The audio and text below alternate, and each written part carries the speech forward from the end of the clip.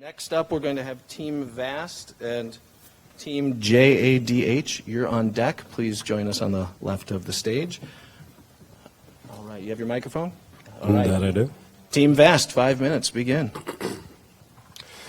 Hello, everybody. My name is Kasai Omar. I am a student from UTSA, along with Ruben Acevedo and Patrick Stockton. We are Team VAST, and we are presenting our virtual reality training simulator to better onboard the next generation of volunteers. So let's start talking first about why volunteer training is an issue.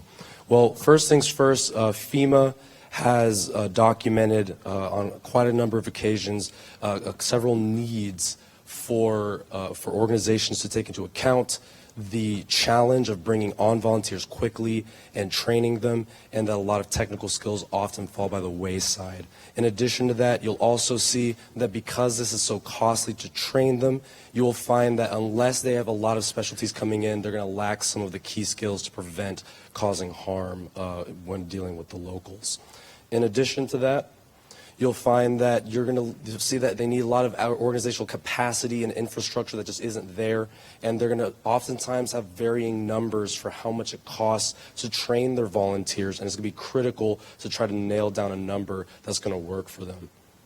So with that in mind, when you look at the organizations that we all know and love, like the Red Cross, they train about, they have 13 million members around the world, constantly training them and updating them with new skills, as well as over 100,000 young adults in the U.S.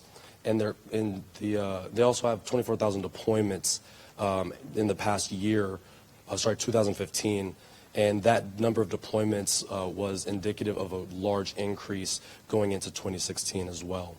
So with other organizations as well, Peace Corps, you have large numbers of volunteers, but the technical skill doesn't really come into play as much. And with all hands, you're going to see a similar increase over time, but not a lot of that technical skill coming in out of the gate. So the question really comes down to how are we going to train these volunteers coming in? How are we going to make sure that we're offloading those veterans so they can get back to work? And how can we give these NGOs and organizations the tools that they need at a price they can afford?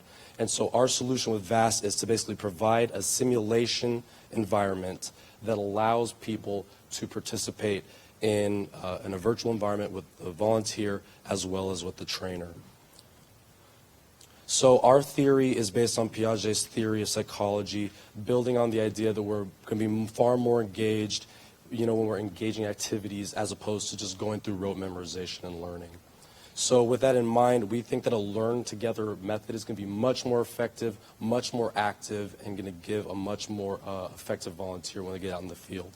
So with that in mind, we want them to hit the ground running. We want them to be in a simulation that allows them to experience what it's like to be in a disaster zone and provide them the most optimal situation to learn to make those decisions in real time. And then on top of that, we want to make sure that they're able to communicate with a person hands-on after going through this interactive experience or during, and be able to take it on the go with them if necessary. So what you'll see is that with a lot of the training software, a lot of times it's hands-off, but in the moment, if you can give some mentorship going through the disaster simulation, you're going to get a lot more engagement in the end. And so that's a lot of the... So our by communicating with domestic organizations that deal with a lot of disaster issues in the States, where there'll be a lot more opportunities for us to work together, refine the software and present it, and then move on to first responders, EMS, and then eventually take it internationally once the platform is fully built out. So our team, as mentioned, my name is Kasai. We have Patrick Stockton here, who's a master's in computer engineering student, as well as Ruben Acevedo, and we just bring a lot of passion to the virtual reality space. And we've had the pleasure of working with several advisors, including Walt Downing from Southwest Research and Brandy Alger out at Quake Corps. So in our minds, in the next 2 weeks, we want to develop additional scenarios, complete the spectator infrastructure, and begin our mobile VR testing. And ultimately, we hope that, if you haven't had a chance to check out the demo, we hope you have a chance to see it before you leave. But thank you for having us, and choose VAST to be the next solution for volunteers.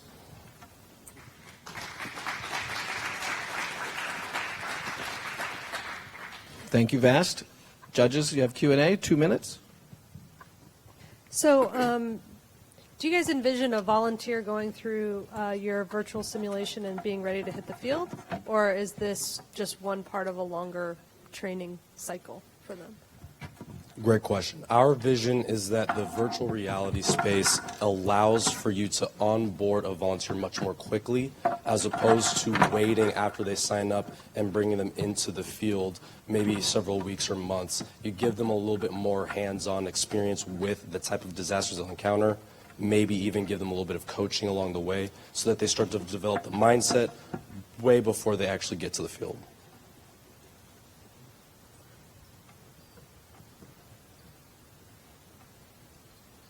Other questions? Got about a minute left. Told you I was going to be tight on time. All right. Team Vast, thank you very much. Thank you.